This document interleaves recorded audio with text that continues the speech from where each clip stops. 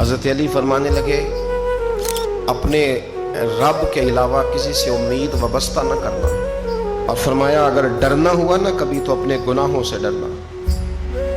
उम्मीदें अपने रब से, उससे मांगो, उसके हुजूर बैठो, उसकी ज़ात पर तुम अपनी उम्मीदें वबस्ता करो, वो तुम्हें नवाजेगा, वो तुम्हें देगा। और अपने गुनाहों से डरो। आज लोग किस बात से डर रहे हैं? आज खौफ किस बात का? मौत का। किस बात का खौफ है आज?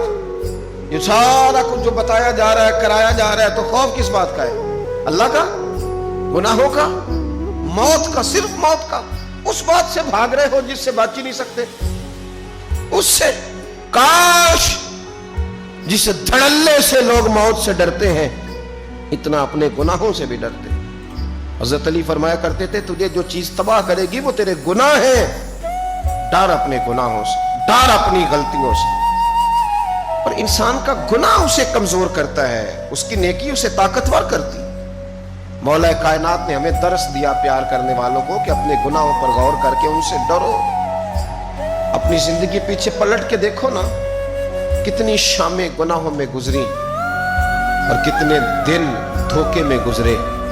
कितने अंधेरे थे जिनमें जुर्म हो गए और कितने उजाले थे जिनमें फराड कर दिए गए।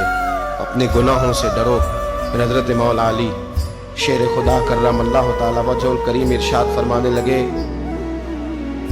जो किसी के बारे में तुम जानते नहीं ना, वो तलाश करने से हया करना, किसी के ऐबों को टटोलने से जरा शर्म करना। लफ्ज देखना क्या माना है? फरमाया, तेरे अपने अंदर इतने पाप हैं, हया कर। बुरे बंदे नूं मैं लभण टुरिया, जग ते मिलिया ना कोई, अपने अंदर झाती पाई ते मैथों बुरा ना कोई।